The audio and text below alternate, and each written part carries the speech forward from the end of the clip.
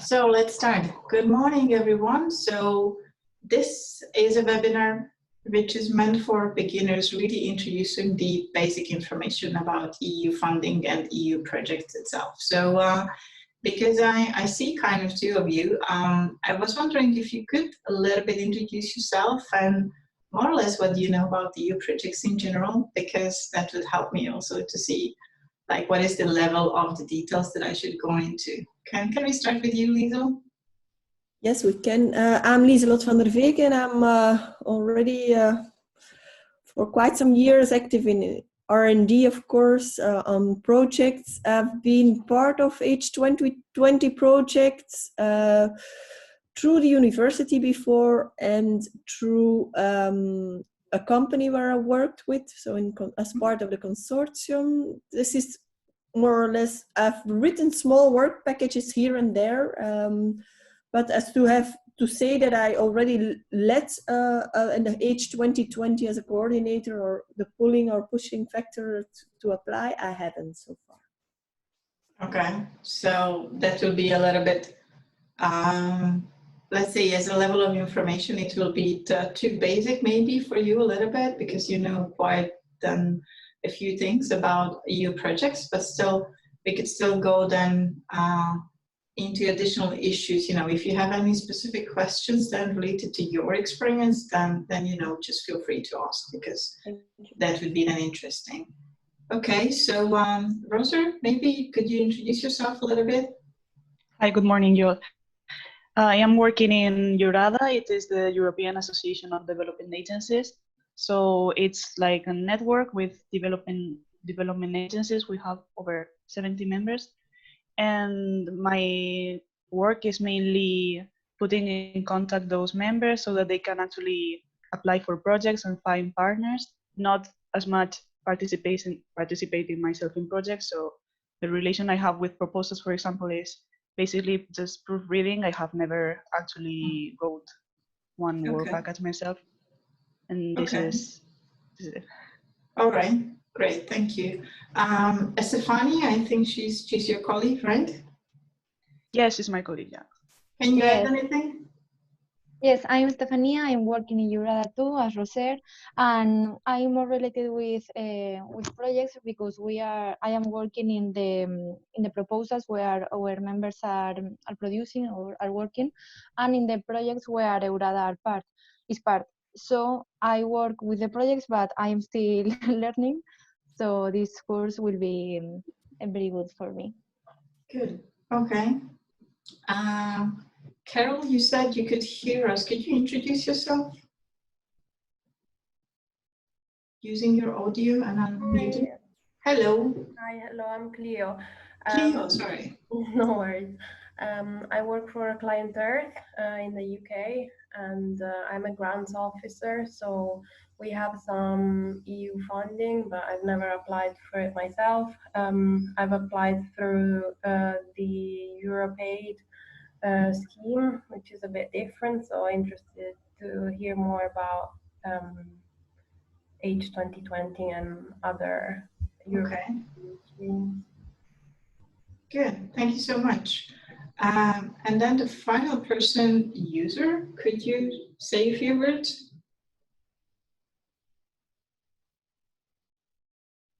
Hi, this is Krista. I just spoke to a user and apparently they don't have a mic or a camera because they're using an old computer, but I confirmed that they can ask you in the chat. In the chat, okay. Themselves. I haven't received the name yet, but there is someone on that end.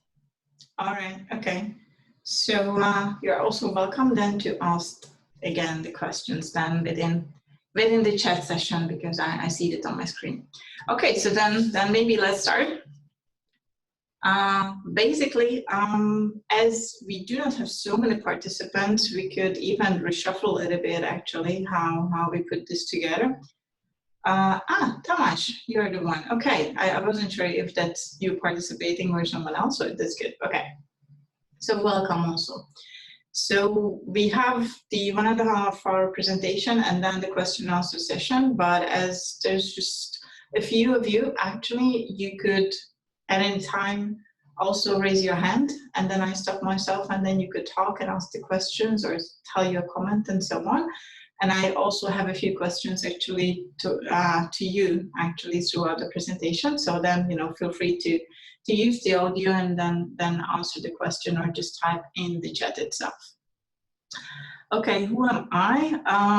Well, basically I started on the university. I was participating in the student council as basically a grant writer, and since then I haven't stopped. So for more than, I don't know how many years now, since 2001 more or less, I'm doing all of these EU projects, and I'm still enjoying this part of the life, so to say, my work itself. I've been participating in many different projects funded under different EU funds. So more or less that's why actually I'm doing this particular webinar on the EU funding system, because I have a good overview on that, especially the present financial period on 2014 and 2020. Here you see my contact details, so just feel free to actually contact me on any of these channels. And then just if you contact me on LinkedIn, then just please write me a note who you are and how do we know each other, because I normally don't approve the contacts from strangers. So it's nice if you just include that, you know, you are the participant of this webinar, and then that's okay. And also the company that I'm representing is Europamedia Group. This is a group of small companies. We started in 1999 when Geonardo was established. Geonardo stands for Geo as geology, and then the combination of Leonardo and geology. This is how Geonardo was formulated. And basically the company started with putting together projects for FP5 at that time in the area of energy and environment. And I think they got lucky. They were successful with the first project that they submitted to the European Commission. And since then, Geonardo is basically a project management company dealing with a lot of different EU projects, but mostly in the field of energy and environment. We're having a lot of different roles, also scientific roles, and also more horizontal roles doing dissemination and training and some additional things. But the point is that Geonardo and the project managers within Geonardo decided to share the experience and share the knowledge that they gained throughout the proposal writing and throughout the project management. And this is why they established Europamedia in 2003. And basically since then, Europamedia has the mission to spread all of that knowledge and information through online publications, through printed publications, through a lot of different actually events, also online and also offline. And Europamedia thus became quite knowledgeable in communicating the results of these EU projects and communicating science in general, so to say. And that's why Europamedia also got invitations into EU projects. So since 2006-07, also Europamedia was more turning into a project management company, which is dealing with more soft activities. So doing a lot of dissemination, communication, and exploitation related activities. And since Horizon 2020, we have established a new line which is supporting startups and the entrepreneurship ecosystems all around Europe, mostly in Central Eastern Europe and the Balkans, but also in other areas. So that's a new line. This is why Europamedia Innovations was also established actually just last year. So that's a quite new company. And Europamedia Trainings is basically the organization that is delivering this webinar to you. So those who are delivering webinars and training courses through Europamedia Trainings have to be flesh and bone managers and proposal writers at Geonardo or Europamedia. Otherwise, they cannot do that. This is the approach that is unique on the market. This is why we are quite special, because the everyday experience that we gain in proposal writing and project management is shared throughout all of these means. And obviously, the COVID situation also forced us to go fully online.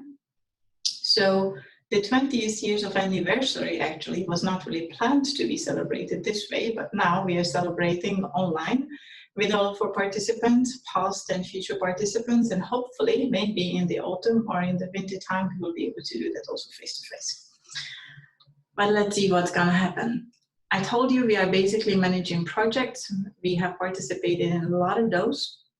Here are a few numbers actually that we represent just to prove that we actually were winning projects also in the past, and we have delivered a lot of different events online and offline as well.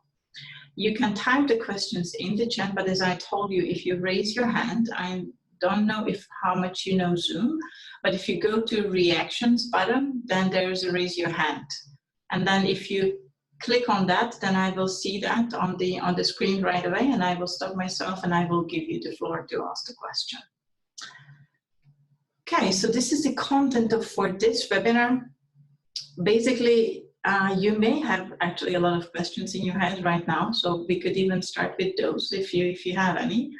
Then a short introduction to the EU funding system, what is the logic behind and how it is built up, what are the differences between the centralized, the shared and decentralized funding sources, what would be an advantage or disadvantage for participating in an EU project, what is the difference between a tender and a grant, and what kind of grant we have actually within the EU funding system.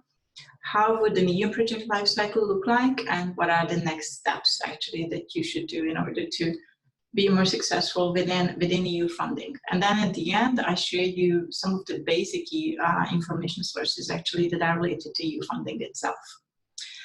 There are a lot of buzzwords, a lot of expressions actually that relates to EU funding, and it's not that easy to understand all of these. When you put together an EU project, you have to use those, and you have to understand actually all of these kind of expressions. I was wondering if you would have any specific question or something in your mind that you would like to clarify maybe from the very beginning. Is there a word on the slide actually that you don't know what that is, maybe? I was wondering.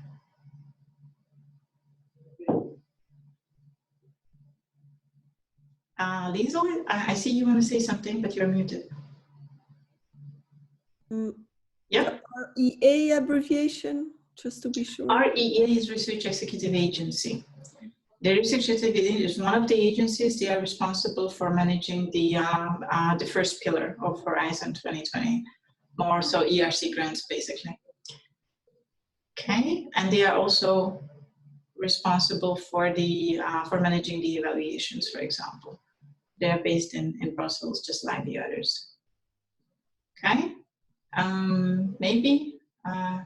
Oh, sorry, I'm mixing that up with ERC, actually, the European Research Council. So European Research Council is responsible for the ERC grants, and the REA is responsible for all of the evaluations. They started actually when still FP7 was running. The REA was the pilot for the executive agencies, because they wanted to see if it is more beneficial to outsource all of the activities related to managing and monitoring those EU funds. And that's when REA was established.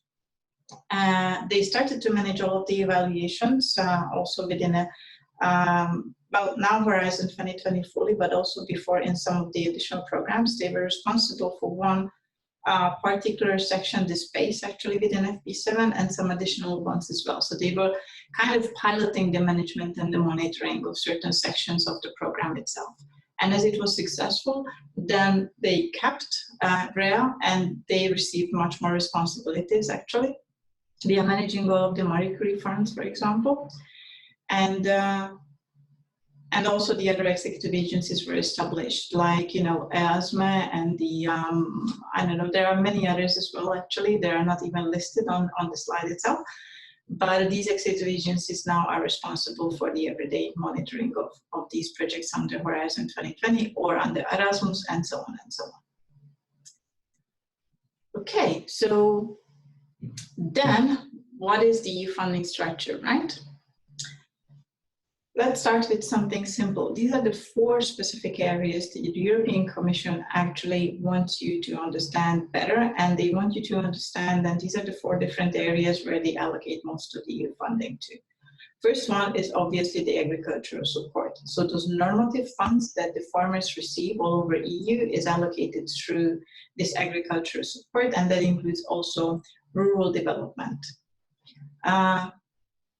There were times when most of the money was allocated to this particular section actually of the EU budget, but nowadays it's not the biggest one. but still there is a considerable amount of money still allocated to agriculture support all over the European Union. The regional support is now that is receiving basically most of the funding through the EU budget, supporting the economic and social development of the regions, not only those that are lagging behind, but also other regions within the whole European Union. And that includes a lot of different sources, but the biggest ones are the structural funds and the cohesion fund. These are the so-called funds that would support the regional development all over. I suppose you've all heard of operational programs and the smart specialization strategies in all of the countries, right, within the EU. So these structural funds and cohesion funds represent basically the biggest chunk of the regional support. Then we have the external support with a lot of different smaller actually funds and programs. Someone mentioned EuropeAid. So for example, EuropeAid is under this particular section, mostly supporting the third countries, so these countries outside the European Union, with many different grant opportunities and also tenders as well. So we will cover what are these and what are the differences. This is to ensure that EU still has a really important role as a global player. And then the fourth section, which is basically where Europamedia is mostly active in, are the EU competitive programs. You mentioned Erasmus, you mentioned Horizon 2020. These are two major programs actually within the field of education and then research and innovation, which are the so-called EU competitive programs. These are direct funds managed directly by the European Commission, or maybe some of these sections are with shared management with certain national agencies, but mostly from the perspective of the European Commission, through basically having the scope of implementing EU policies. The EU competitive programs are tools in the hand of the European Commission to implement the EU policies and the objectives of those EU policies. So we will actually tackle more this particular issue because that's an important part of that. In order to understand the whole EU funding system, you need to actually check in detail the EU budget. We have a multi-annual financial framework for 7 years. We know everything obviously about the 2014-2020. We know quite a lot about the 2021-2027 area, but as you know, there is no final decision on the EU budget. Because of the COVID situation, there were important priorities shifted from deciding on the EU budget for the next 7 years actually towards dealing with the situation and allocating a lot of different funds and reshifting actually these funds towards the COVID situation. So let's check a little bit the present financial scheme itself. The very first and most important budgetary heading is the smart and inclusive growth. And here the Commission decided to have two sub headings actually within the budget. This is different actually within the next financial framework. We have competitiveness and growth and jobs, and we have the economic, social and territorial cohesion. So the first one actually, a lot of the EU competitive programs are allocated here, also for research and innovation and also for education itself. While in the second part, the economic cohesion includes actually the most important structural funds. So the Cohesion Fund, European Structural Fund, and the European Regional Development Fund itself. There are specific also sub-initiatives which are financed through these funds. These, as an example, these are the JESPO, Jeremy, Jessica, the Youth Employment, and the Territorial Cooperation. Well, you are within EURADA, so you know very well Interreg, for example. Interreg is one of the major funds under the Territorial Cooperation. Now, within this financial period, the Commission calls the Territorial Cooperation. Previously, they were calling it regional cooperation between different parts of the regions. It could be regions really far from each other, transferring to each other, for example, some kind of an innovation, some kind of a knowledge, but they were cross-border, actually, cooperations. So all of that is under the Territorial Cooperation right now and mostly financed through the European Regional Development Fund. The competitiveness for growth and jobs, as I said, Those are mostly direct funds, so managed directly by the European Commission and its executive agencies. And the major programs are actually listed, such as Horizon 2020, COSME, Galileo, and Connecting Europe facilities, and so on. Some of these programs are actually having quite an importance also in the next financial period, such as, for example, the budget for Erasmus doubled for the next financial period. Also, Horizon Europe received a significant increase in the budget, but also Connecting Europe facility actually received a really nice amount of budget in the next financial period. So these major policies referring to are the information communication technology, research and innovation, education and training, competitiveness in general, and energy, and so on.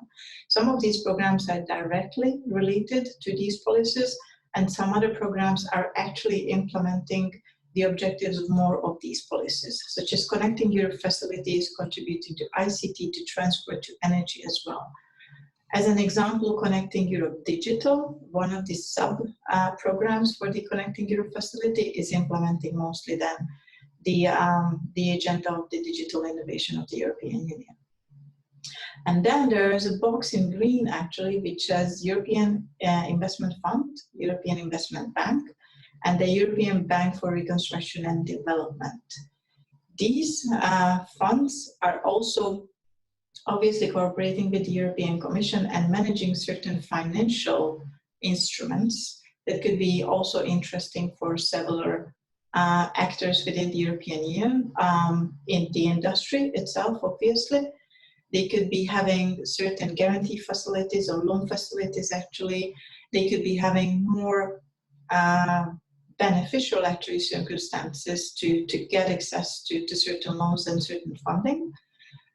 Through specific financial intermediaries. So there are commercial banks that are cooperating with the European Investment Fund or the European Investment Bank. And there are some other opportunities as well when you could even apply actually directly to these particular financial instruments. Also, public authorities actually could be receiving specific funds or even receiving technical assistance, for example, for developing a regional plan, also some kind of an urban planning, for example, a feasibility study. You could be receiving technical assistance for that, but also you could be receiving then specific financial sources from these financial institutions. So this is also quite an interesting section, actually, of the EU budget. And then the remaining three budgetary headings: sustainable growth, natural resources. This is where we have all of this normative support to the farmers, so the agricultural players. We also have the Fund for Rural Development that is giving quite an interesting also financial scheme. Then, for example, all of these villages, for example, that receive funding from the so-called LEADER initiative, those were financed from the Rural Development Fund. The EMFF, which is for the Maritime and Fisheries Fund, also actually is giving out grant for international collaboration. We actually at Geronardo are coordinating actually one of the specific projects that is for collaboration actually for cleaning also the oceans from plastic particles, and that also is funded from the structural fund. So international collaboration also could be imagined actually financed from the structural funds, not only from the centralized EU programs. This is something to remember. And then, as I told you, environment is also part of this particular budgetary heading, and LIFE is actually one of the centralized programs of the European Commission, which is quite special because it is still a shared management of the program, because there are really important national priorities that need to be taken into consideration when you apply for a LIFE project. And also you do not need international collaboration specifically to actually win a LIFE project, but it is a possibility also. This is quite interesting, and what is the whole logic behind is that in case of education or in case of environment, we do not have a joint EU policy, so to say. but all of these policies are still under national implementation. So we have a Hungarian educational policy, a Hungarian environmental policy, we have a Spanish one, we have one from the Holland and so on, and all of these have national priorities. So a program that wants to actually support the overall educational objectives, on a European level, needs to take into consideration the national priorities in each and every case. And that is why the shared management has been introduced for these programs. For Erasmus, there are centralized actions and there are actions that are within the shared management. So actually you have to apply for funding to your national agency. For LIFE, actually it is even more interesting, because the national priorities have to be taken into consideration even if you apply to a central unit, for example. So there is a different management system, so to say, for actually monitoring and also managing the whole evaluation and also the whole implementation of the program from the Commission's perspective. Then security and citizenship, we have these policies like migration, culture, media, citizenship, and so on. A lot of these small programs, so to say, are actually financed under this particular area. It could be the Asylum and Migration Fund, the Rights and Citizenship, Food Safety Program, the Health for Growth Program, Creative Europe Program, Consumer Program. So a lot of the smaller programs actually are financed under this particular budgetary heading. And in most of these, the implementation is centralized by the European Commission and its agencies. And then the fourth pillar is the Global Europe, to keep the European Union as a global player. And it has two major sections: the enlargement policy, where most of the funding is actually allocated to support those countries actually that will become members of the European Union. And then we have the external policy, where we support all of those countries which are not joining the EU in the near future, but also not members of the European Union. And then for example, they even merged actually two major programs: the Development Cooperation Instrument and also the Neighborhood Partnership Instrument. The Neighborhood Partnership Instrument, the only difference between these two, and probably this is why they merged, that basically those regions that are more close to the EU were funded through the European Neighborhood Instrument. And then the Development Cooperation Instrument for all of the other countries.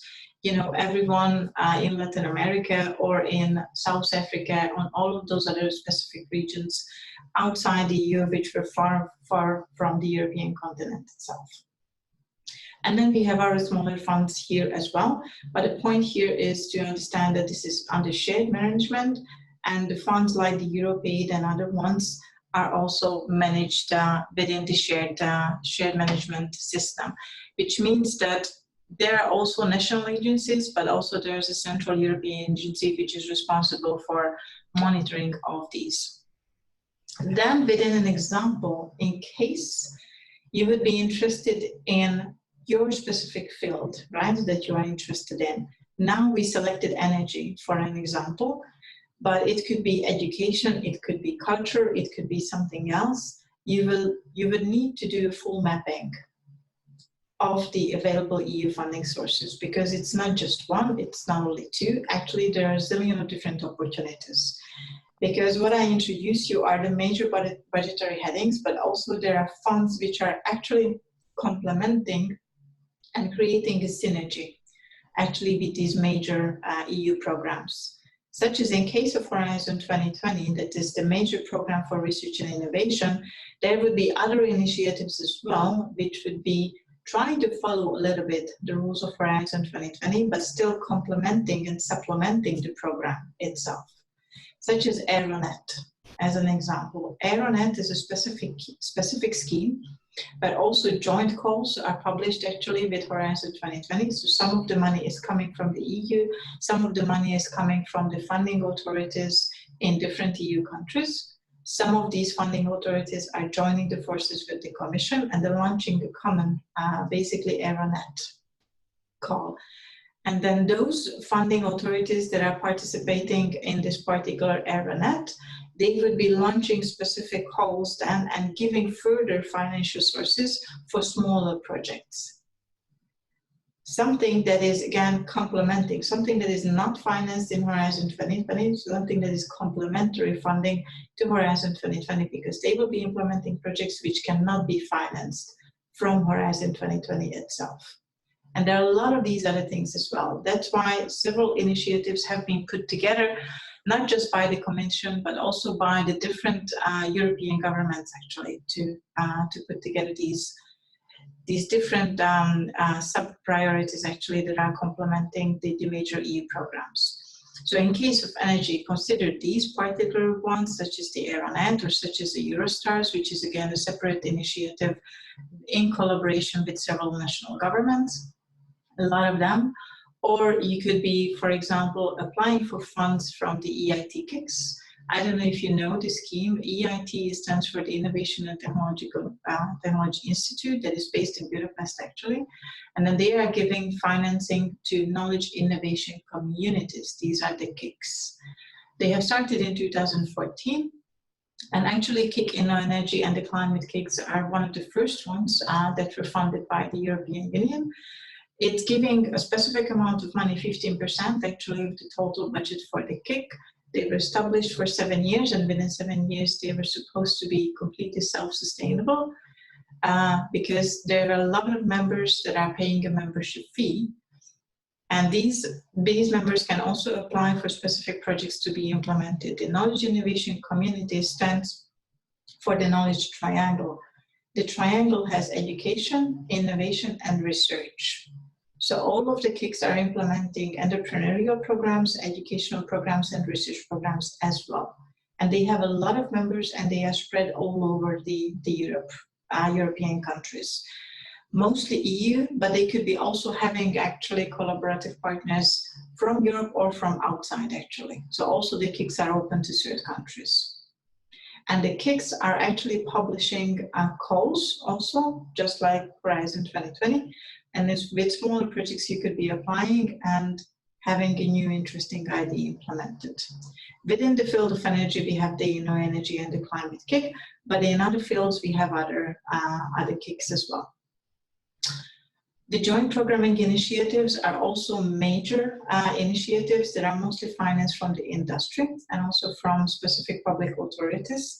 And then they are also implementing a specific work program, again, that is complementary to Horizon 2020. The COAST could be an interesting scheme if you are more a beginner. The COAST is more a networking opportunity. It gives financial sources for putting together meetings, for example, where you could invite your future project partners and then build up more the networking amongst yourself and work on a project, for example, that will be submitted to Horizon 2020 and so on. Eureka is another actually collaboration between different governments within and outside the EU as well, that is giving more financial sources for market deployment of certain solutions and technologies. We have mentioned the structural funds, which is basically based on the national priorities, implementing the smart specialization strategies. And also joint technology initiatives could be something interesting in really specific fields. There are these initiatives, again, financed from the industrial side mostly, but also from public authorities. Again, they have been putting in money. Also, the national governments have been putting in money to these. And then they have a joint agenda, a work program, what they want to implement, and there are also calls published. And I'm just giving you one small example for energy within the research and innovation field. And then imagine how many different funds are available within the EU funding system in all of the other areas that you may be interested in. So this is why we always say that you have to do first a mapping on the funding landscape and then decide which are those EU funding sources, which are those EU funding opportunities that could be interesting for your organization. Okay, that's the mapping, the first task to do. This is the multi-annual financial framework for the next financial period. The percentages haven't really changed. So again, the major financial sources will go to the cohesion and values, again, structural funds and cohesion funds, the natural resources and environment, where we have the agricultural support, and then the third biggest section is the single market, innovation, and digital. And here we have the sources again for Erasmus, for Horizon Europe, for all of the major sources actually for the next financial framework, such as the new programs also in space and in Digital Europe and so on. So let's see a few of these. It is really just a selection, and I'm not going to introduce all of these programs to you for the next financial framework. Your job is really just to check which one seems to be interesting, okay, for you, and then you can go into the details and check. On our website, you can find actually a full introduction of the research and innovation funding landscape with all of the details of these programs if you work in that field. So just, you know, it's free, download the booklet, so to say, and then you could be having much more information regarding the complementarities and the connections between the different programs available for research and innovation in the next financial period. But what I wanted to highlight is really just the differences between the decentralized and decentralized and the shared programs themselves. So basically each and every EU policy has a specific centralized or shared program available. These are just, again, a selection, a few examples. For example, supporting enterprises and SMEs, mostly and startups. We have the single market program, which will, if you know Cool SME, it will be integrated into the single market program. And we have the Invest EU, which is a specific fund, which is giving financial instruments, these guarantee facilities, loan facilities, and these kind of things actually for the SMEs and the startups. In case of digital agenda of the European Union, we have the very new program, Digital Europe. This is how it's called. It's for skills development. So also from the educational perspective, this is quite an interesting program. But of course, in many cases, it gives infrastructural support to public authorities. And those authorities actually that are responsible for implementing something with their national policies in terms of digitalization. What else? The other new program is for space. The European Space Program is a new program for the next financial framework. It will be mostly implemented through tenders actually and not grants. And also the European Space Agency will have a role in the management of the program itself, not just the agency. Then on the decentralized actually section, nothing really has changed. So all of these structural funds will continue to exist. There's no major change. The instrument for pre-accession now lives the third actually period. And then this neighborhood development and international cooperation instrument, as I told you, is merged together for the next financial period. And for the territorial cooperation, also Interreg will stay basically as the major financial instrument. So here, no major changes. For the centralized and the shared programs, there were more changes actually within. Then, now I want to launch a really poll because I want to know if you are actually having any idea on what is the difference between these. So I hope you all see the poll, and I was wondering if you could answer the questions. There are 4 questions altogether, so not a lot.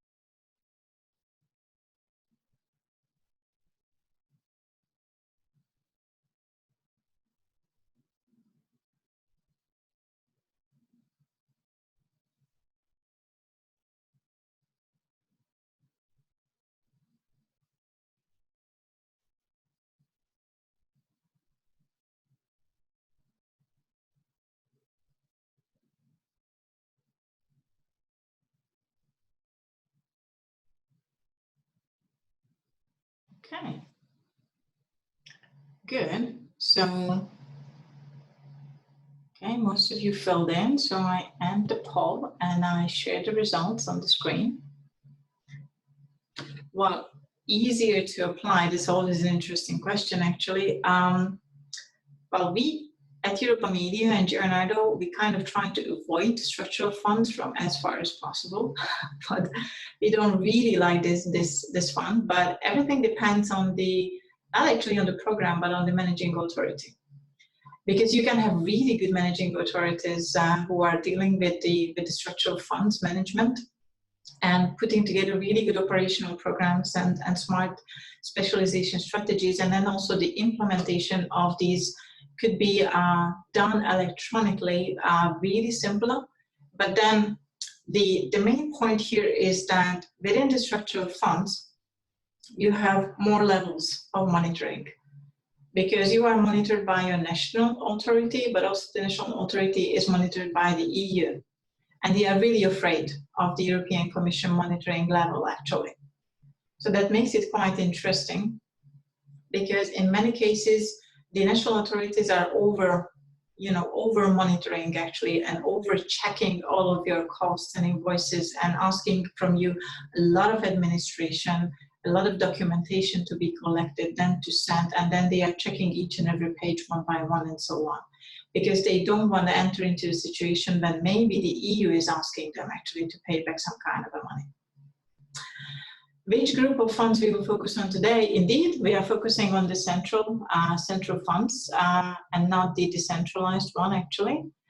Have you tried applying for decentralized? No. Okay, that's important. And have you tried applying for EU funding through competitive EU programs? Yes, no. Okay, right. This is for me to know actually where we stand. Good. Then, all right. So after this poll, let's see some of the differences. Okay. So related to let's say that decentralized will be for me structural funds, and centralized for me would be Horizon 2020, for example, just to make it a simple comparison. The structural funds would be handling the tackling of the local, regional, and national challenges. So again, for each country and for each region, actually, within the ecosystems in Europe, you have a specific strategy with specific regional development objectives. And the structural funds would have the scope actually to solve those particular challenges. Within Horizon 2020, we are tackling European challenges. Actually, in Horizon Europe, we are even tackling global challenges. But even nowadays, we are actually tackling global challenges with those. So that's a completely different perspective, actually, on the level that is your starting point. Regarding the management, the structural funds are managed by the managing authorities, and then there are different solutions actually. If these are agencies, if these are ministries, if these are non-profit institutions that are managing these funds, that could be different from country to country. Within the centralized, it's always the European Commission and the executive agencies which are representing then the European Commission. So it's a central management, so to say. Regarding the planning, the structural funds are normally implemented through so-called operational programs. And then the logic, how you put that together, again, can be different. You could be having the logic on geographical regions. So for example, Central Hungary can have a specific operational program, or it could be that we are having an operational program for supporting the small and medium-sized enterprises. It really depends, again, on the logic. The operational programs are done on a national level, and the EU is commenting them, EU is approving them. But that's all basically that the European Commission is doing. They are not developing these operational programs for the countries. But they have to be approved by the EU. Regarding the centralized, the Directorate Generals have the job to put together the strategic, so to say, development and the scopes, how these EU policies should be implemented, and they are the ones putting together these work programs. For Horizon 2020, we have multi-annual work programs, as an example, and they are done by the Directorate General officers, but then in consultations with many different stakeholders. there will be findings from previous projects that they will take into consideration. The Commission has expert groups actually that are working on the specific details of the work programs. And there will be many other actually key stakeholders that they will be asked throughout an open consultation and also closed consultations actually. They are also having a role in putting together the work programs. And there are the national contact points in each and every program. And they are also doing national consultations, collecting the feedback from the stakeholders. And then the national contact point members will be traveling to Brussels again, or nowadays doing a remote work.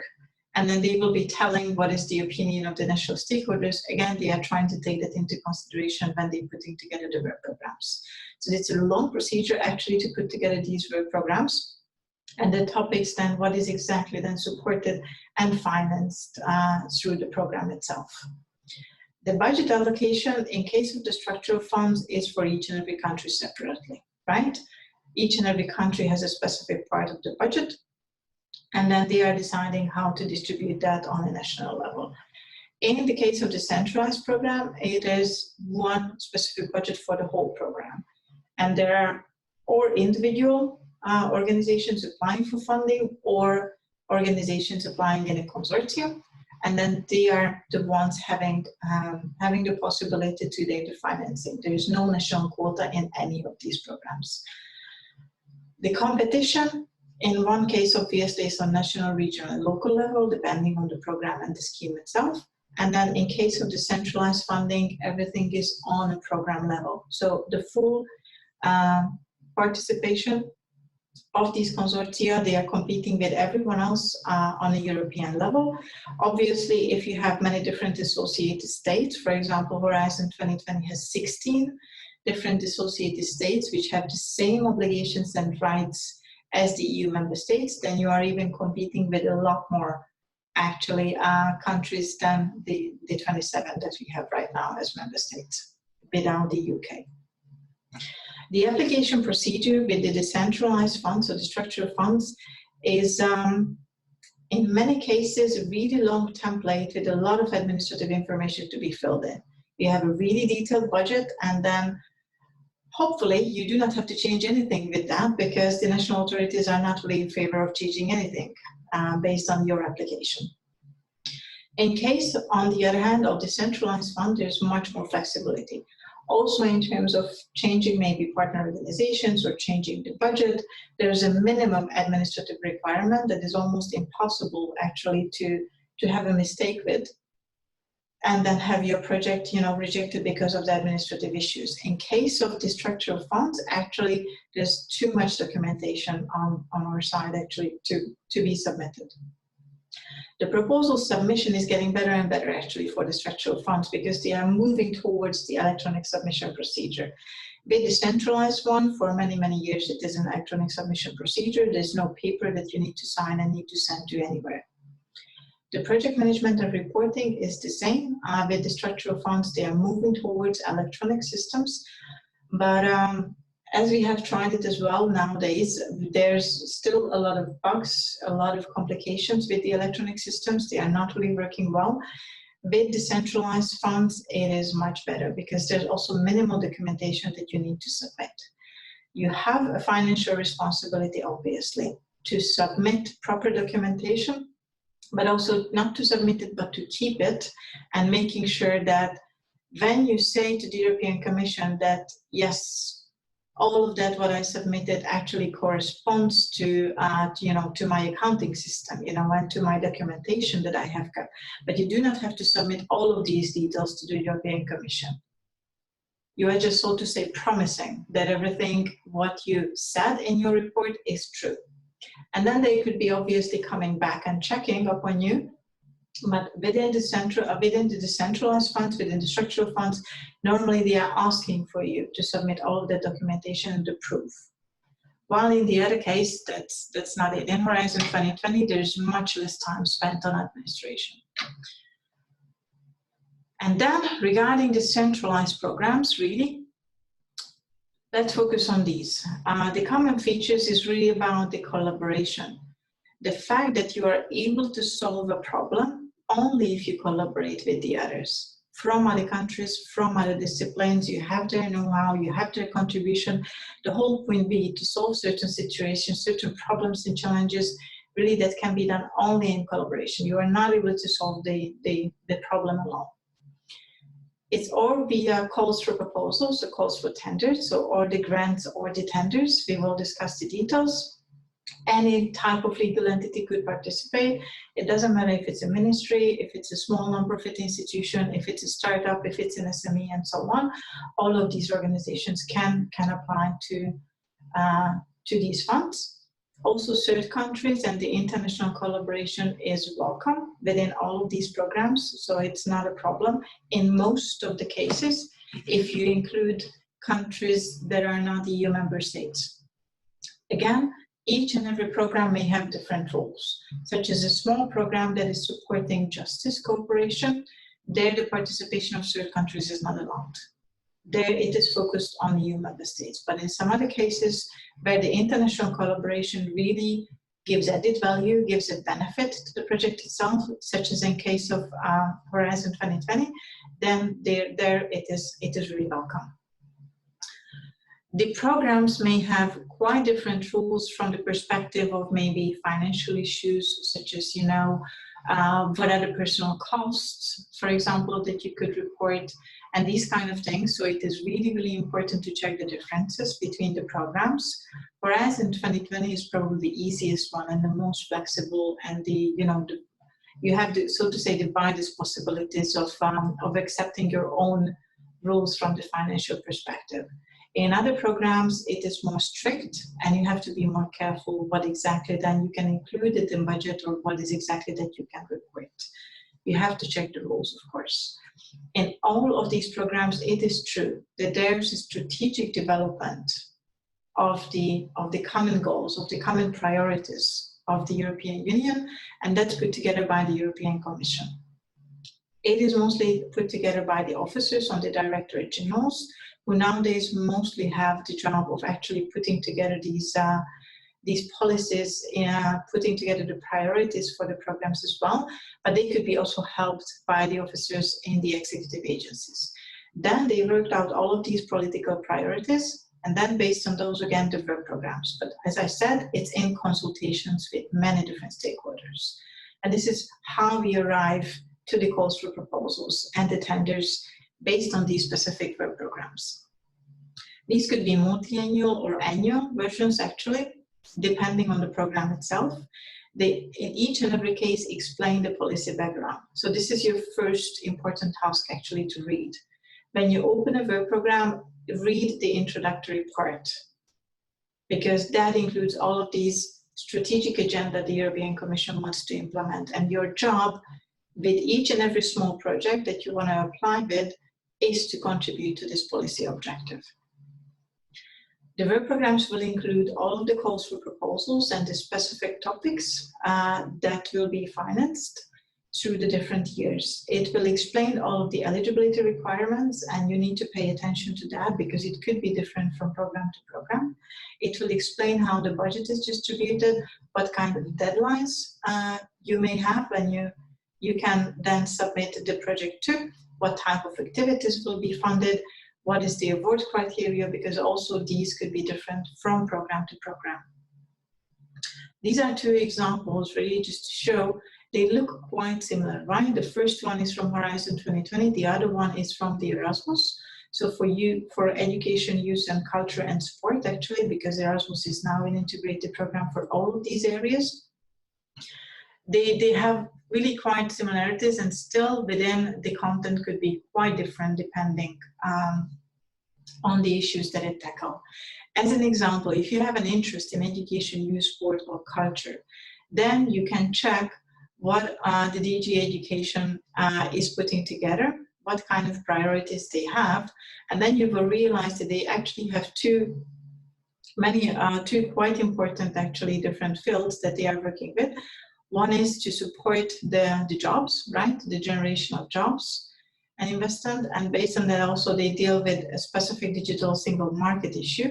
And that will be also coming into specific programs. And then the DG is supported by the Executive Agency for Education, Audiovisual and Culture, which is then responsible for implementing one specific program, two specific programs, the Creative Europe and the Erasmus+, what we have right now. And then, if we continue the example and then check one of the specific EU programs that this executive agency is managing is the Creative Europe.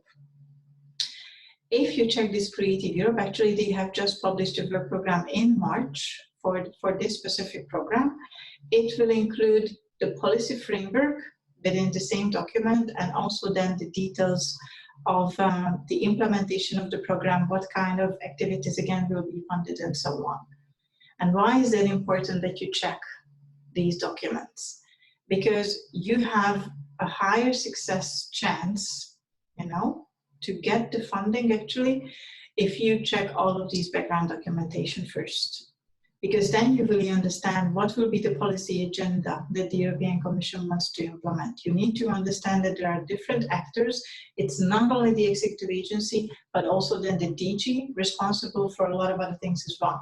So that DG also supporting education and culture and creative industries is also actually supporting, creation of jobs with specific priorities. And the policy framework introduced actually in this work program would also introduce those particular priorities. And you need to take that into consideration even when you are developing a small educational project. So that's an important thing. Also, obviously, the details will come with the eligibility criteria and the evaluation criteria as well. Those specific requirements will shape the game. Really, is it worth for you to participate if, for example, in a specific Erasmus scheme, there are no personal costs funded at all? And you know that because you check the details of the program. So is it worth for you to try to have an educational program where the personal costs are not even funded? There are certain things that you need to consider. You may be going towards then other schemes and other financial sources because you will realize based on the details when you understand the rules of the game that this is not for you. Again, the EU funding system is complex and you need to get into the details in order to decide really on a relevant basis if this is for you or not. What could be helping as well a lot if you are registered as an expert. Have you checked that at all? Are you registered as an expert within the European Commission database? It could be a really interesting exercise actually to try out. So if you go to the link, I will send you the slides after the webinar. If you go to the link, then you could register yourself as an expert, and then you could be participating in the evaluation of these proposals. You could be participating in reviewing the running projects as a reviewer. You could be even participate in the monitoring of the implementation of the whole program. There are a lot of different actually expert roles that the Commission needs within evaluation, within the monitoring of the projects, within the impact assessment of the program, for example. A lot of different expertise is needed, and it would be interesting to try an exercise with the European Commission for you to, again, understand better the logic of the European Commission, and also to understand how the other experts are thinking, when they are approaching a specific issue. So that's really an interesting thing, especially the evaluation of the proposals would be an interesting thing. So there are two possible approaches actually when the Commission is thinking about launching calls for proposals and tenders. One is the bottom up and one is the top down. Would you know what is the difference? Can you tell me an example in Horizon 2020? I know you, Liesel, you know a little bit Horizon 2020. Would you know the difference between these two approaches?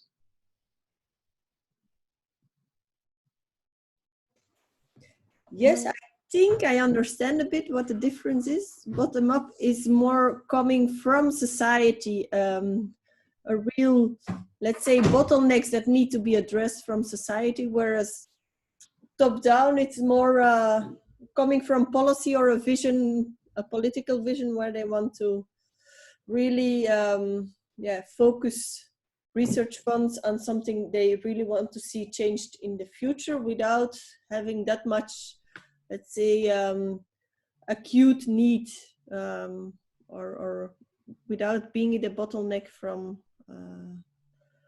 society now today. That's exactly it. Within Horizon 2020, would you be able to tell me a scheme that is more bottom up and then is more top down?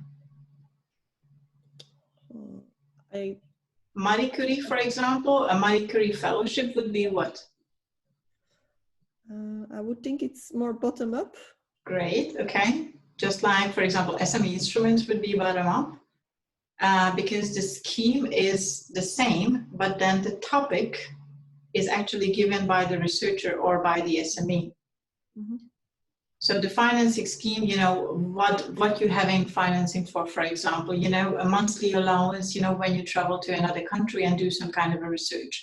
But you are telling as a researcher what would be the research idea itself. Also in SME instrument, they will be giving, for example, for you a flat rate financing, but they will be giving you a financing for market deployment. But you are telling exactly what is the technological solution, you know, that you want to use it for. So kind of the excellence of the idea is the common evaluation criterion. While in the top down, that should be more a collaborative project. Because in those cases, the European Commission is kind of telling you exactly what needs to be done. There are calls which are more vague in the sense that it's giving you more the freedom for the researcher, because there the problem is very specifically described by the Commission, but they are giving you more for freedom to give the solution itself. But there are also call topics which are phrased much more specifically. So they are giving you the problem as well, and they are giving you specific ideas, what would be the solution.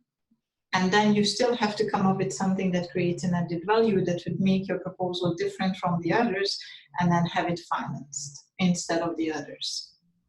Which is not that easy case, because the competition is quite high in each of these programs, but obviously Horizon 2020 is one of the worst ones, where the success rate is more or less around 10–12% on average. Good, thank you. All right, then why EU funding? Okay, let's see those advantages and disadvantages within the EU programs. Advantages. Obviously, support is non-refundable, so you do not have to give it back. It's not a loan. You get the money and you can spend it as you planned to spend it. Discovering new ideas and new solutions, it's always a motivation for especially researchers, but also educational practitioners and so on. Also for SMEs, you have a specific new idea and then you do not have the financial means yourself, obviously, to implement. So you will then go to the EU and try to implement something with the help of other organizations. That is really good. Also, the fact that you collaborate with other organization is bringing you a lot of new knowledge. You learn from the experience of the others. You learn by using the know-how of other partner organizations that you have in the same project.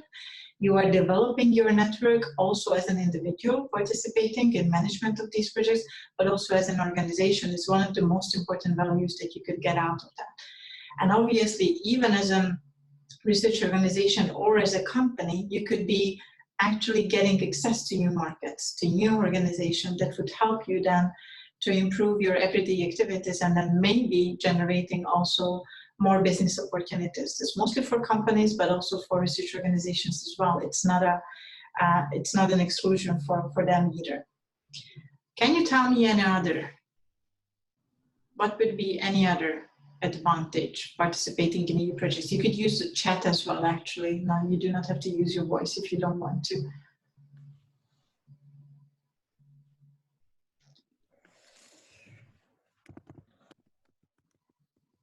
Would you have an idea, Liesl? What other could be a benefit? Or Chloe, Tomasz, if you can use the chat also, what would be a benefit for you? The scale of the project, what do you mean by that? I think if you go through EU, you have, let's say, more institutions involved or more partners involved. where you collaborate. By collaborating, you have a bigger scale in the sense that you could have a potential bigger impact, whereas you stay within a national funding. Usually it's very specific and very... Right. But also you could build on the small project, right? That is financed from the national sources, right? And then you scale that up onto a European level. That is also something that the EU would like to see also a lot, that you are building on the different schemes and then you understand the complementarity between these schemes and then you use all of these opportunities together. Okay, very good. Anyone else would have another benefit why they would participate in EU projects? In any of the fields? No? Let me give you some additional ones then. Intellectual property rights and the access to these is a major benefit, okay, that an organization should look for actually when they participate in a EU project. The international cooperation with all of its cultural and just in general actually benefits that you could have. That's also some of the other things that should be considered. High risk IDs. For example, in Horizon 2020, you are submitting really risky projects that maybe no one would finance actually on the market because they have no idea if this is something that would work out or not. A simple example is those flagship projects that the EU is giving a huge amount of money to see if this is something that makes sense or not in space research or in human brain projects or in graphene technology, what it can be used for. And in many of the cases, the end result is that, well, it doesn't work. And still it gets the financing and still you do not need to pay back the money because the risk is there, the Commission is sharing the risk for you. That you are working a lot on a certain issue, but maybe it's just not working, but it has huge potential. But maybe the end result is that unfortunately that's not the solution, but maybe you realize that there is another solution then for the same problem. So this fact is an important thing. Capacity building of the organization, all of those people participating in these EU projects, they are really improving the skills. Also within the horizontal ones, such as the language skills, the team working, the leadership skills, and all of these other particular issues could be important, but also scientifically, you are accessing a huge amount of knowledge throughout these projects. And that is a really important capacity building that you should actually expect out of the project, and you should build on that. Then you should use that knowledge actually within the organization for future purposes. And supported by the EC is kind of a logo, that is stamped on you. You have a project that you participated in, you already were successful in a project where the general success rate is around 10%, which means that you have to be an excellent organization because you have already won a project. So you have done a really good job then. And the fact that you have been supported by the EC is generating a lot of interest also and a lot of visibility for your organization that you should use, again, for the future strategic purposes, okay? And then why not, right? Because there are reasons also to avoid the EU projects, okay, from far away. It is obviously time consuming and costly. The competition is extremely high and a lot of organizations say, no way that I'm getting into, I will get money from other sources. From my uncle that is living in the US, no matter what, but still I have to avoid EU funding because it's not just time consuming and costly, but no one guarantees my success, right? There is obviously a difficulty in identifying the proper opportunities because you may be having an ID and you are approaching it the wrong way, to the wrong call, to the wrong program also. As I told you, EU funding is complex. This is not that easy to get through all of those details within the system. It may be difficult to find the right partners. That's really not that easy. Getting into the club is not the easiest thing ever.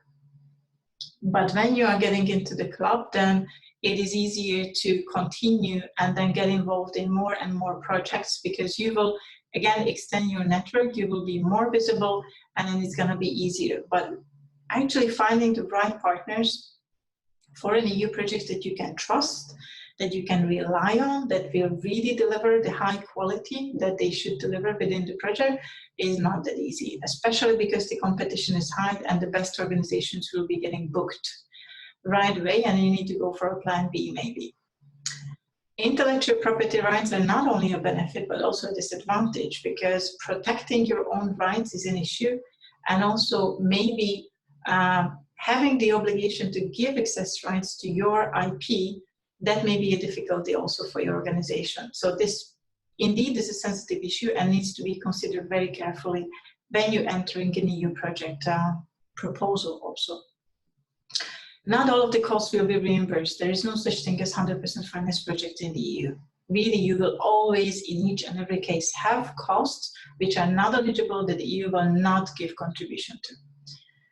There is uncertainty because the implementation also depends on your partner organizations. You have a joint responsibility to implement the project, and if some of your partners will not implement their job, then there's an uncertainty that actually you will get fully paid for everything.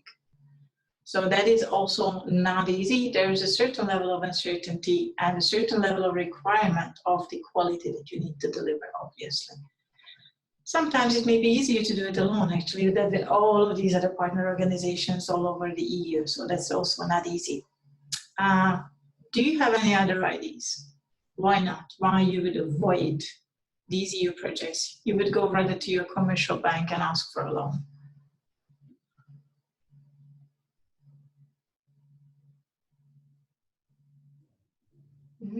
Any ideas? You know, maybe if I highlight Chloe, do you have an idea maybe?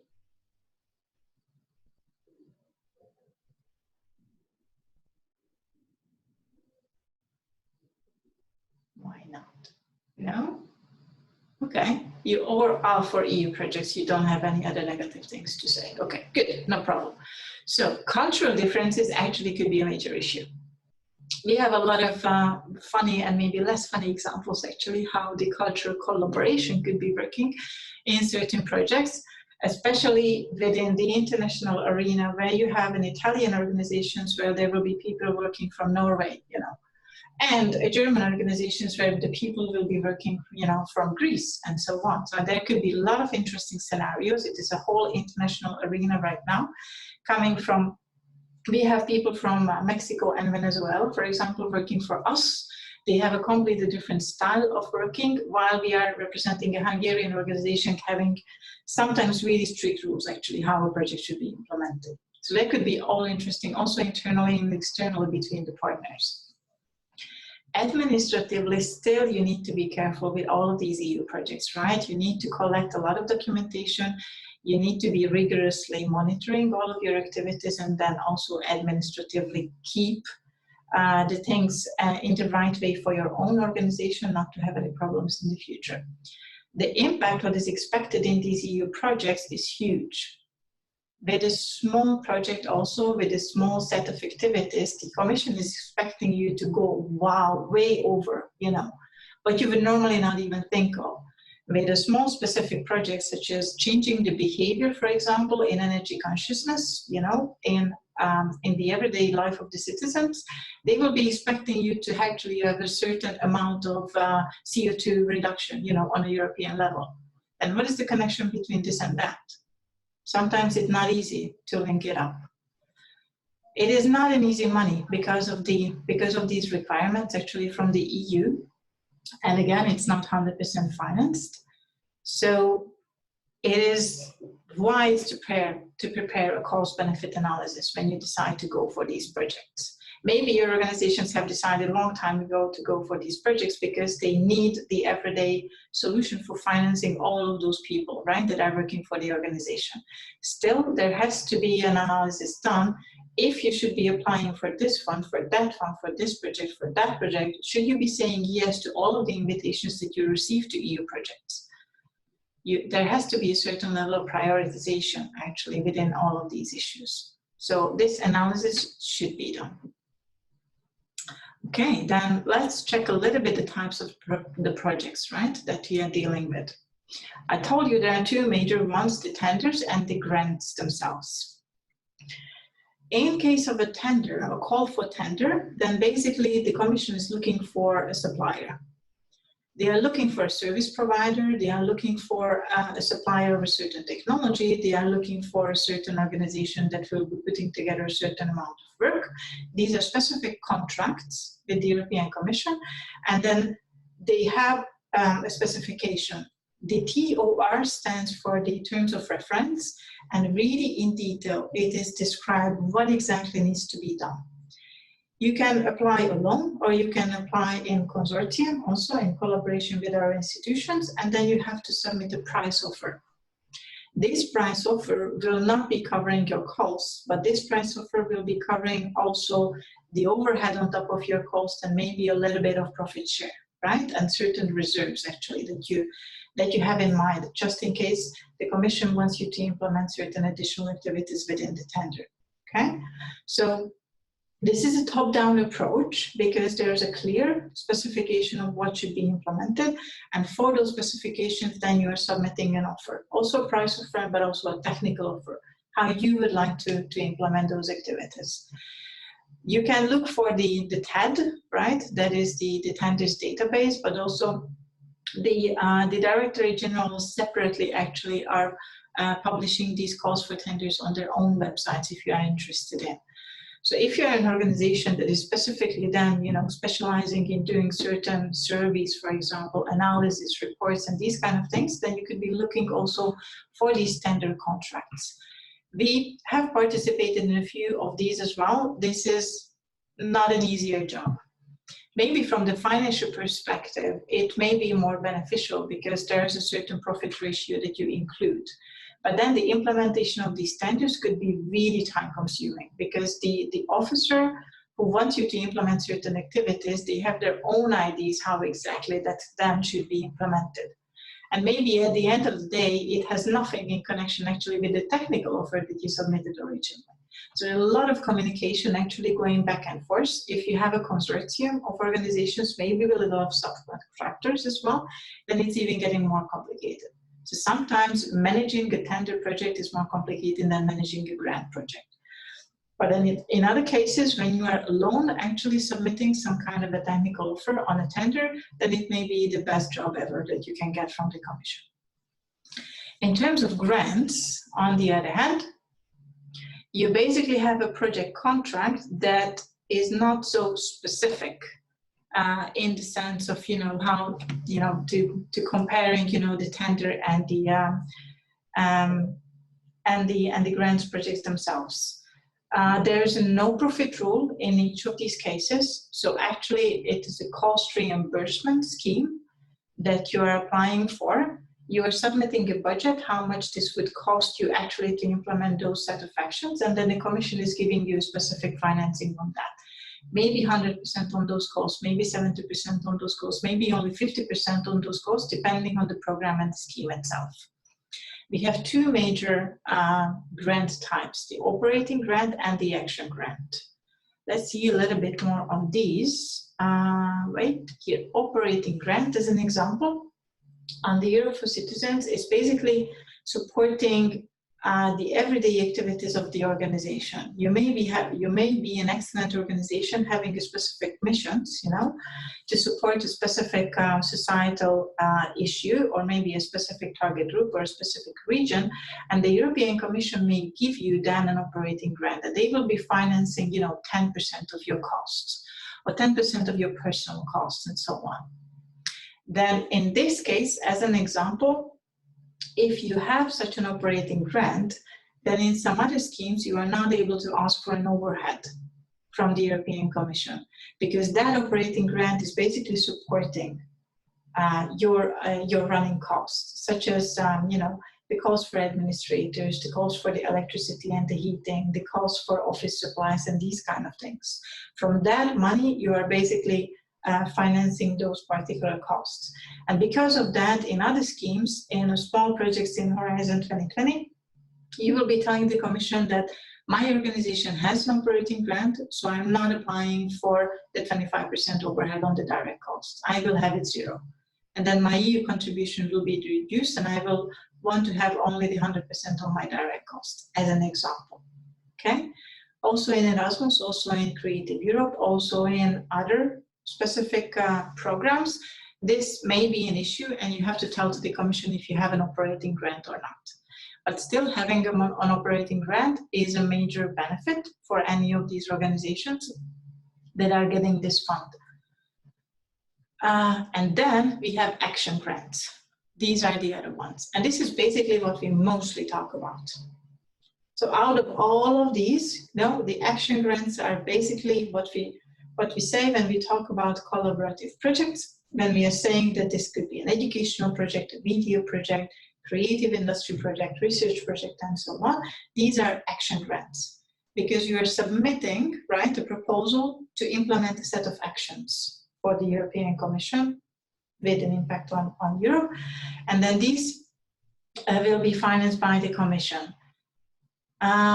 The programs may target really a different mix and type, so to say, of action grants. Some of these will be strictly non-profit basis. Some of these may have a specific profit issue, really depending on the specific parts of the programs. You could be having a project financing also research activities. You could be having a scheme that is not financing research at all. In Horizon 2020, for example, the coordination and support actions, it's not financing any of the research. You're strictly then, having financing to put together a platform, developing a study, putting together a report, organizing events, and these kind of things. So the types of the activities and also the type of the access could be quite variable. It's really all of the different mixes could be imagined with the action grants. Also, actually within one program, just like Horizon 2020, is such a huge program with the 80 billion euros that many different variations actually could be imagined. Most of the cases, it is kind of a rule within the research program that different organizations should be collaborating with each other, trying to solve together with different perspectives, the same problem, trying to work towards a common solution. In other cases, in a cultural program, normally cultural organizations will be collaborating with each other and, for example, implementing an exhibition that is traveling all around Europe. And mostly cultural organizations will be then participating. In case of a joint program between different educational organizations putting together a master's study, those will be then universities participating only in the project putting together the master, and so on and so on. Again, many different variations could be imagined. In most of the projects, you have the core activity, but then next to the core activity, you will have some additional issues, such as you will be disseminating the results, you will be using your results, which is exploitation, you will be communicating with the target groups and also with the Commission, and so on and so on and so on. Okay, so these will be horizontal activities that will be true that they are happening in each and every project. Other key features that maybe I haven't mentioned, let's check. Maybe the evaluation is the only thing that I should mention. In each and every case within the centralized programs, the proposals are evaluated by independent experts. I told you that it's first to actually applying to become one of these experts and then participate in the evaluation process. The evaluation criteria are also important to be checked in each and every program because they could be quite different from each other actually. And based on this criteria, you should be having maybe yourself actually an independent person. Before you submit the proposal, it would be first to have that independent person checking your proposal and then maybe making it sure that, that you have all of the issues covered. Such as my colleague actually is preparing now a proposal and she's giving it to me tomorrow morning that I can check it before the submission deadline on the 23rd of April. I know that she's putting together this project. I know what is the core ID, but I have not participated in the proposal development process. And I have no idea what are those solutions basically that she put together in the proposal. So I will be reading the full proposal and giving her comments. And that is something similar that I would recommend actually to you whenever you are trying to put together these projects, because the evaluation process is really a process where different kind of experts will be trying to see your proposal in the same way and trying to agree on a common scoring, which is really not easy, because you will have academic partners, you will have people from the market, you will have people from maybe, you know, the governmental organizations trying to put together an evaluation for your project, and you need to convince each and every type of the evaluators. So that's not an easy job. For that, it is really recommendable to have a different perspective before the submission, at least one different perspective on your project. Okay, then EU project lifecycle. Anyone has any questions maybe before I go into that? How an EU project would look like? No? Okay. Then I have a question to you. If you check the life cycle on the slide, then something is missing. So you normally start with a project idea, with a project concept, right? Then you put together the consortium, you put together the proposal, you submit it, and then it gets evaluated. What happens after that? What is the next phase in the life cycle?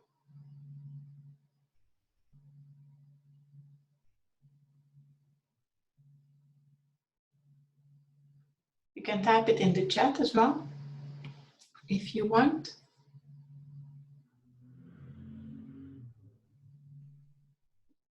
Yes, Liesl? What would be the next step? What happens after evaluating? Hopefully you are successful, right? And then what is the next administrative step when you are successful?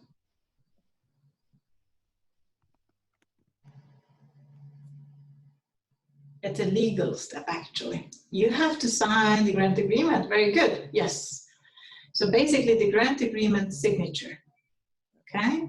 You can call it the contract. You can call it the grant agreement. It really depends on the program we talk about. But that is the next step. Concept you are submitting. Hopefully it is evaluated favorably. So you need to have a really important legal step, signing the grant agreement. Okay, I don't know how many different programs you participated in, but before you submit your project, read the grant agreement.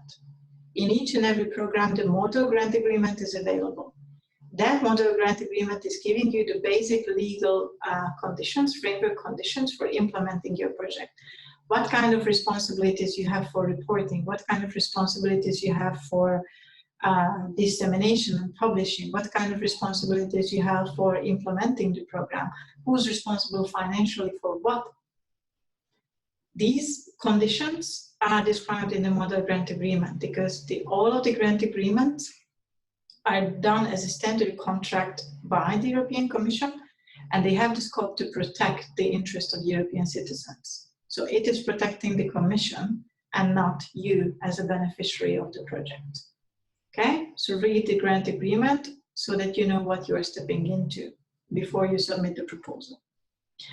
Good, then everything is fine. You sign the grant agreement and you're starting to implement your project. Okay, everything is going successfully, all good. Then you arrive to the point when you have to submit your reports to the European Commission. And after that particular section, there is something else coming. Do you know what is the next section then? What is it the Commission could do with your project? Or what is you doing continuously also? How do we call that phase? That's in each and every project life cycle, actually. Not just the EU project, but any project. Do you have an idea?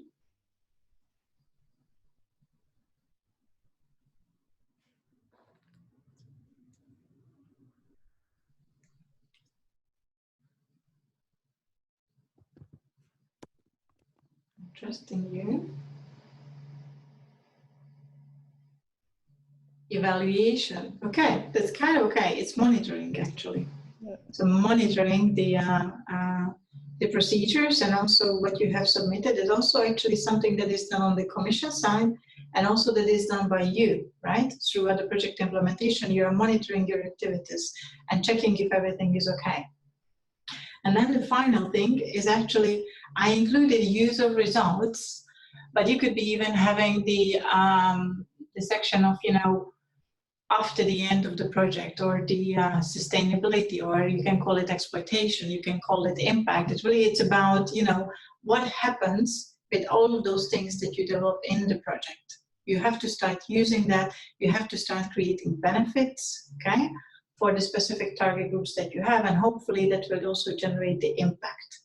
And with that, maybe with those results, you can build up a new project concept, and then the whole life cycle goes back to the very beginning. Okay?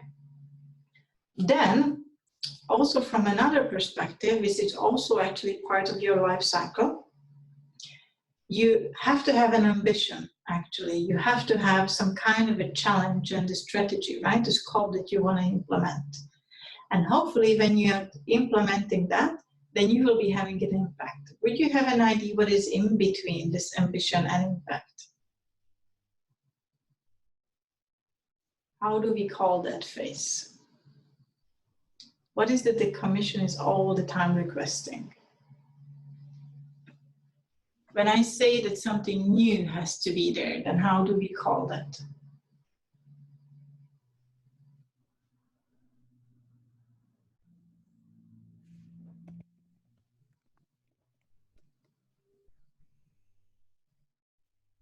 Innovation, yes, that's exactly it. Okay, so showing the full procedure, indeed. Innovation in each and every EU project is a key. It's a must. Something new. It can be a breakthrough innovation, something new that has never happened before.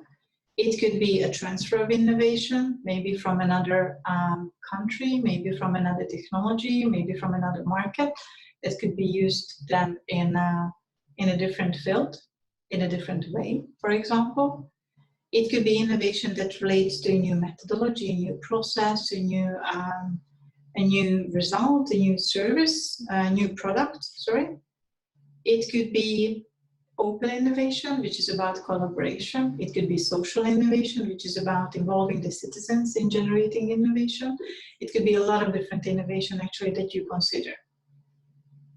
But this particular phase is a key in each and every EU project. This has to be part of your proposal. It has to be part of your life cycle.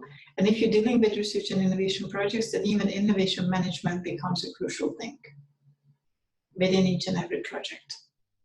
In order to follow up that those results that you develop, what kind of innovation potential you have and how you can use that innovation potential and how the different target groups that you have could benefit from that. That's a major point. Okay, and the next thing is about coordinating or being a partner.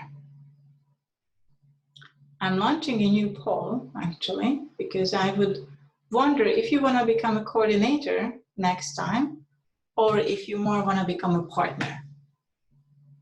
So try to answer then, fill in the poll.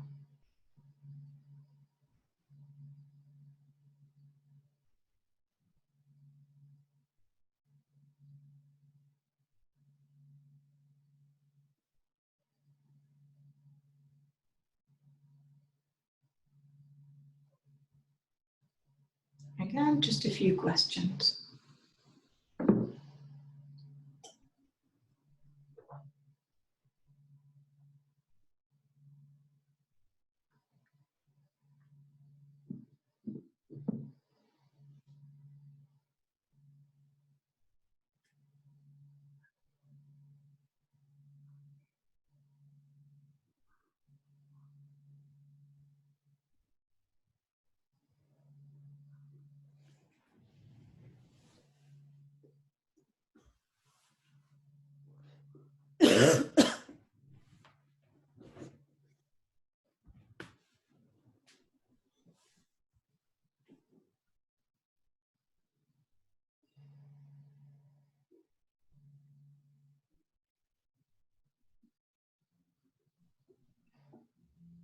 Okay, I'll wait for a few seconds.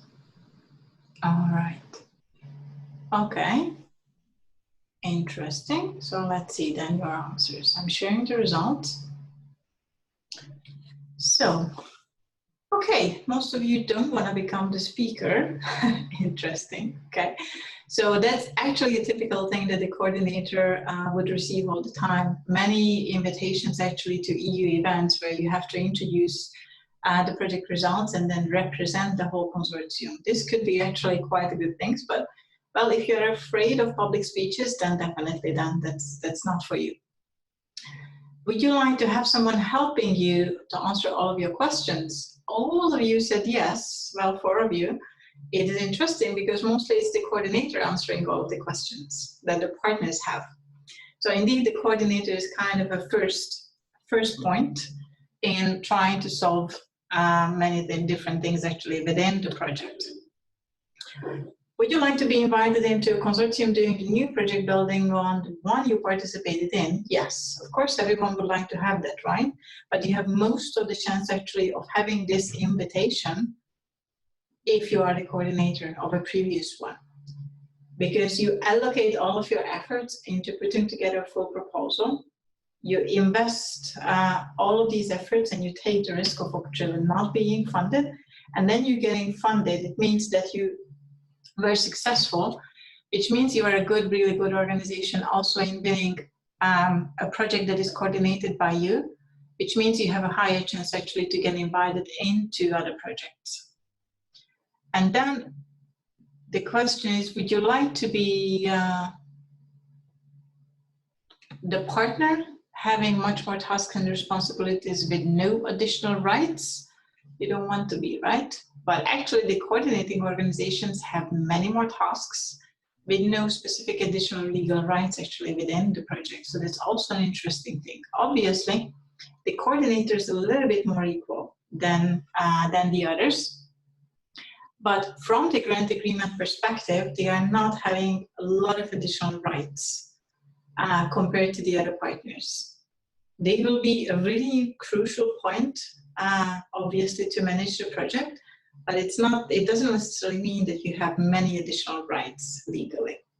You have a lot of additional benefits indirectly coming from the project if you are the coordinator, but not necessarily directly from the grant agreement itself. So that is also something to be considered.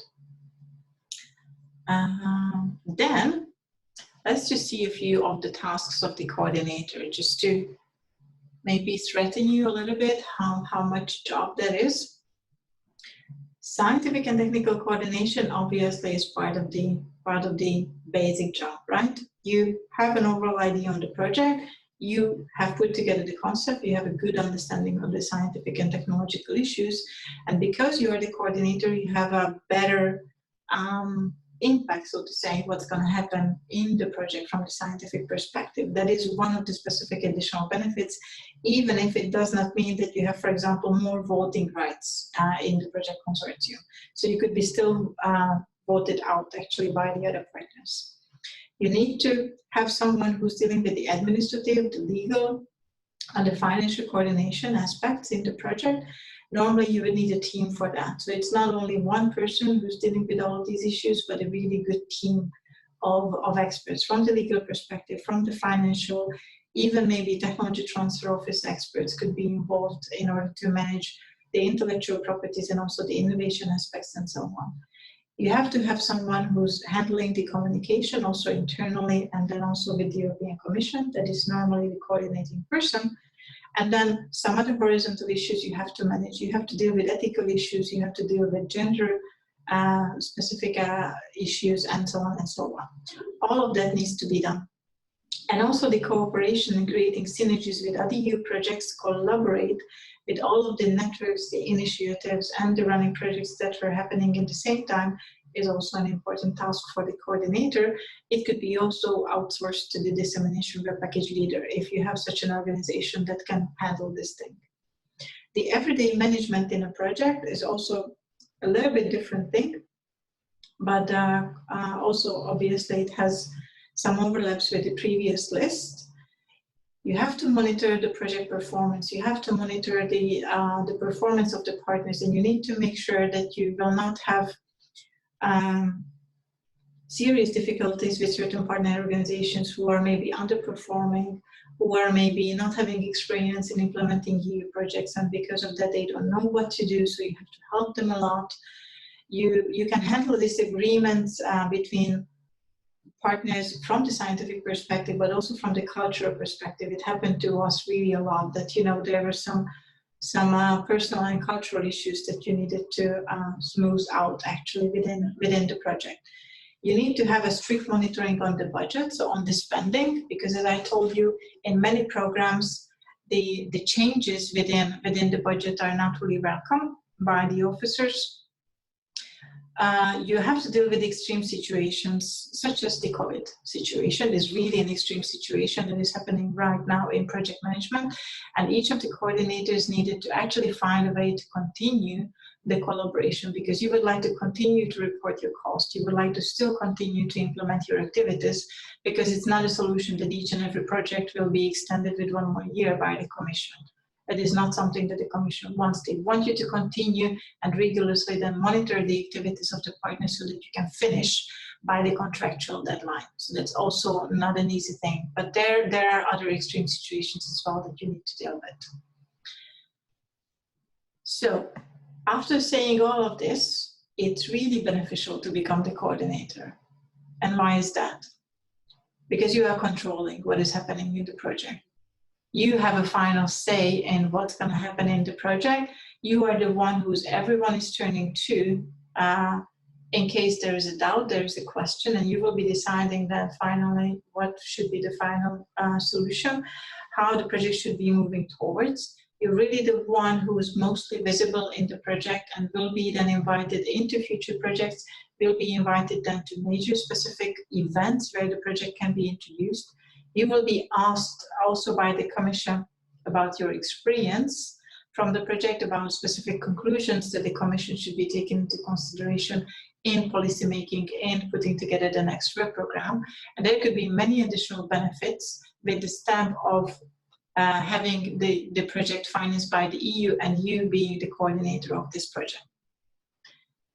So if you have good ideas, if you have researchers who have really good concepts, really good technologies in mind, if you have educational providers who could be helping children, for example, to learn in a different way in the future, it's really then beneficial to try to put and invest all of the effort in being the coordinator, because then you are the one who's trying to control what's going to happen in the project. And that's a benefit that is hard to have when you are just a partner organization. Even if you are one of the main leading organizations, if you're not the coordinator, then it's more difficult to have all of these indirect benefits from the project. So just consider, we think it's really worth it, but it's a lot of work. So then, basically almost the final stage within the presentation, you have to make a decision. Is it worth to get involved, really? How to get involved? Money should not be the main motivation for any of you, right? That's obviously a major point. What would be your decision? After I introduce you all of these things, will you go for EU projects or not? Just say me in the chat simply yes or no. Is it still okay to participate? Maybe, yes, no? What is your decision? If you would be maybe the decision maker actually in your organization to go for EU projects or not. What do you think? Yes, I have one, yes. What about the others? Maybe. Okay, that's good. All right, so obviously it's a decision that is for most of you, yes, right? Just in case someone said no, because it could happen. Then you go away from EU funds and you are trying to look for all of those other financial possibilities. You can get a bank loan, you can find an investor, you can ask a friend or an uncle, right, in the States again, to give you some money. But again, if you are a small organization that is having a really good potential actually in generating something really interesting on the market, then I would not exclude going for all of the other financial opportunities. Then maybe waiting for 1 year actually to have your project ID financed by the European Commission is the worst decision ever that you can take. Then it would be much more viable, so to say, relevant for you to try to go to a crowdfunding platform, trying to, you know, launch your ID to all of those who are checking these crowdfunding platforms, maybe even social impact crowdfunding platforms. There are a lot of these working all over Europe and also in the world, and they are also generating a significant amount of money, actually significant amount of investment to really interesting ideas that you don't want to wait for actually to have finance, but you want to have it right now or within 1 month to start and launch, you know, the specific project itself. So it is not a completely wrong idea actually to go away from EU funds. It really depends on your project. But if you go for yes, then first you have to understand the logic of the EU. You have to learn the language. You have to read those documents, the work programs and the policies. You have to understand what is the working style of the EU. You need to read the grant agreement, what are those conditions, and then you need to understand what kind of design needs to be put together, what kind of formatting needs to be put together for the proposal to be successfully evaluated. You also need to understand the rules of the game. Really, all of these specific things that I told you about, the rules on reporting, the rules on financial issues, what kind of actions could be financed, you really need to understand first the rules of the game and only then decide if you apply or not. And then the starting point for each and every organization would be an EU fundraising strategy. Especially if you do not have many EU projects right now, it would be still advisable to try to consider all of these issues, such as your decision on which particular EU funds to go for would be based on a comparative assessment of checking the rules of each and every program and then see which one would be beneficial for you. For example, you will build your capacities of your people through a specific training program that is financed from the European Social Fund. Then based on this increased capacity, you would go for a call section where you would increase your networking opportunities, talk to different organizations from all over Europe, and put together one common project that is submitted to Horizon 2020. And then after you implement those Horizon 2020 projects, you would still have a major potential to use those results on a national level, and you would go back to your operational program and then maybe have few equipments or a specific infrastructure actually financed from the structural funds again. Build on the different programs, they are complementary to each other, and then try to figure out what are your strategic scopes with any of these programs, and then try to build on these. You need to develop and then follow the strategy, obviously, that you developed. It has to be tailored for the purposes of the organization, and it needs to include a specific action plan. Like, you know, considering the deadlines, which would be the first step, the next step, which would be the plan B if you are not successful with plan A, and all of these kind of issues. You have to consider the availability of the experts and what kind of experience you have. Maybe you don't have anyone, you know, you don't have a person who's actually understanding all of these things and does not have the time to invest into understanding all of the rules of the games. So you maybe need to invest actually to get a training. You maybe need to invest from a specific organization to supporting you in developing this EU funding strategy with the help of your decision maker. You maybe need to enhance the human capacity, maybe by hiring a new person or maybe just training the existing ones. But someone should be assigned actually in the organization to deal with these issues. The individual trainers, the individual researchers, you know, all of these others, people would not be able to put together this strategy. That's why most of the important organizations have an EU grants office. You need to establish a broad network and relations. Again, as I told you, many different types of organizations should be participating in the project. So you need to have good contacts also on a national and regional level with all of the different kind of stakeholders, the non-governmental organizations, the civil society organizations, with the local governments, with the municipalities, with the industrial organizations, with small companies, with the startup supporting organizations, and so on, in order to have the full understanding of your ecosystem, and then trying to use that knowledge and use that network in the projects themselves. Innovation, as I said, is the key. So it would be advisable, again, to try to assess what kind of innovation capacities, what kind of innovation potential your organization has, based on the past activities that you implemented, but also based on the human capacity, what kind of expertise actually you own within the project, in terms of human resources also, not just in terms of other type of infrastructure. That is also could be a really beneficial assessment to make. And obviously, in each and every case, do more than just one project. Again, the money is not the primary objective. You need to have a strategic objective, why you want to get involved in these projects, what is the scope, and what kind of benefits it will bring for your organization, what kind of results you want to use, again, to further develop your own organization. And hopefully, putting together these 6 steps, you will have a really good strategy that you can implement successfully.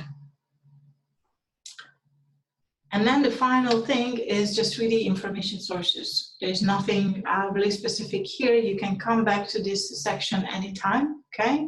When I give you the slides, it's just giving you the major information sources, most reliable information sources on EU funding. These are the European Commission and the European portal sites, okay? Obviously, that are explaining you in basics what is the funding system, what kind of different programs we have. And there is also a guide to EU funding in general. It still refers to the 2014 and 20 financial period, okay? But also I suppose that the Commission will publish one on the next financial period. There are also YouTube videos that are explaining the funding system. This one is quite a reliable source. That is the Europarlament TV channel, where the funding system is explained. Then you could be actually checking all of those expert groups. So this is already digging into a little bit the details. So if you're interested in gender equality measures, let's so to say, then you could go to the register of the expert groups, where you have all of the expert groups registered within the, which are supporting the European Commission. And all of these expert groups are some of them are quite active also nowadays, but some of them were active in the past, depending, maybe it was a temporary assignment. But in each and every case, the reports that they have put together will be published on this website. And then you could be checking, you know, what exactly were the expert opinions. That also gives you a specific idea on your own field, actually, within the area. Then we have the funding and tenders portal, and you do not really see that, but there is an EU programs list. The European Commission wants to put together the most of the centralized EU programs into one portal. So the funding and tenders portal is basically the starting point for checking if there is an open call published that could be interesting for you. And then you could be having a detailed search, actually, based on keywords, based on topics, based on some additional issues. That is really the starting point for a lot of things. It also has an online manual that could be supporting you in understanding the steps, you know, how to put together a proposal, how to manage your projects, and all of these kind of things. It has all of the major programs actually integrated already. COSME, Erasmus, Horizon 2020, and also many other programs are there already. Okay, and then it also has a news section, which is also quite interesting actually to check. And then there is our website. And at the end of the day, I'm always recommending, obviously, also to check our website, what kind of information sources we are sharing completely free of charge, what kind of other opportunities you have to improve your capacities and to understand a little bit better all of the other issues. This particular webinar actually was covering the basics of the basics. What is an EU project? Why it is good to participate, and so on. Whatever webinar you will be actually checking after this one, it's going to be going into much more details into the specific issues. Mostly in Horizon 2020, because that's the major expertise that Europamedia has, but also in some other programs we will be covering certain other issues. And I didn't give you too much time for questions, actually. Anything that I haven't covered that you still would like to ask, that I did not explain well?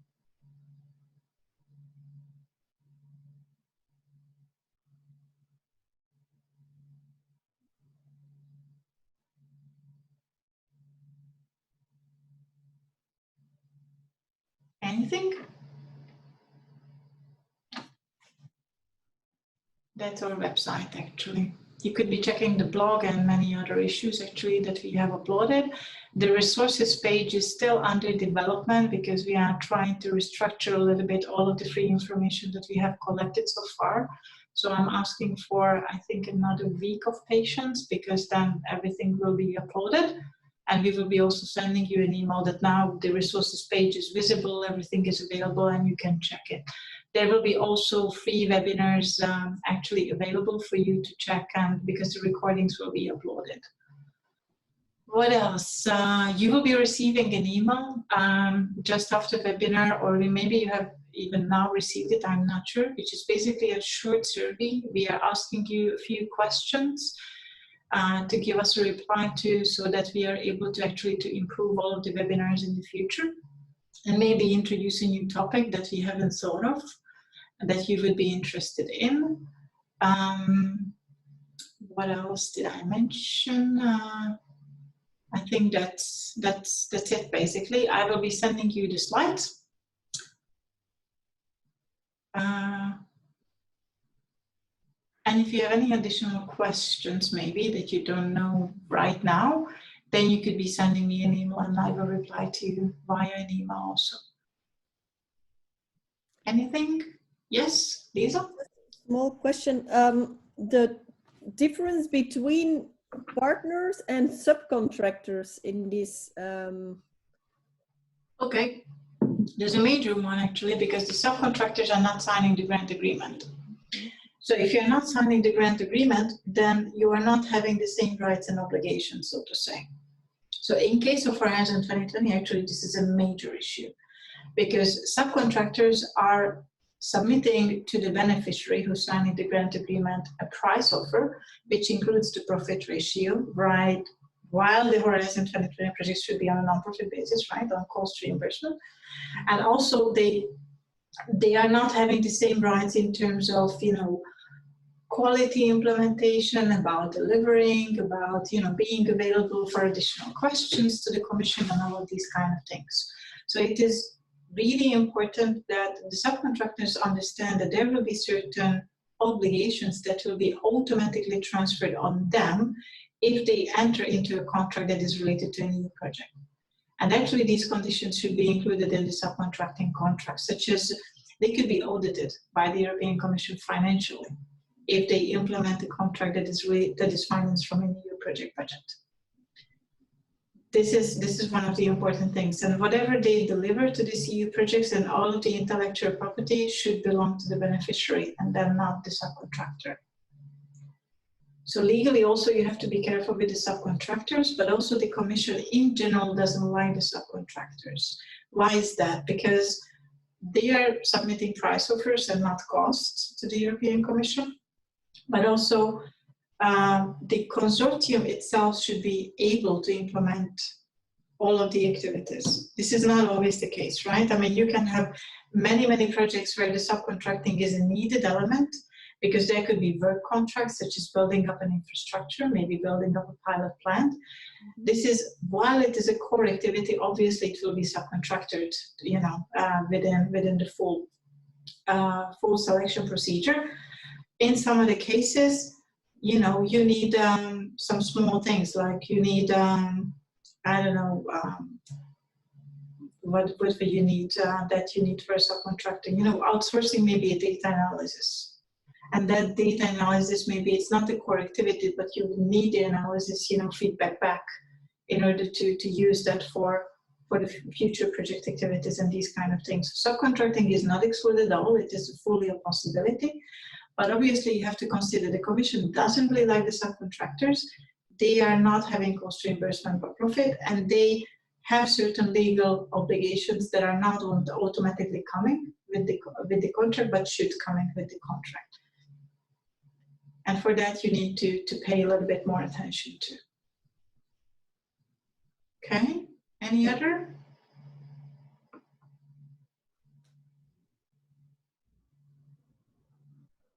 No other questions? Okay, well, you can still contact me then on LinkedIn or via email and so on. I hope it was useful. I hope it was more or less what you expected to understand about the EU funding system and the EU projects in general. And please give us a feedback within the survey, or even right now, I'm still here. And then, let us know if this is what you would consider as a good webinar also for the future. Okay. Okay, thank you. Good. You're welcome, everyone. And then have a really nice afternoon, all of you. Yeah, have a good working week. You too. Bye, everyone. Then. Thank you very much. Thank you very much. Bye. Bye.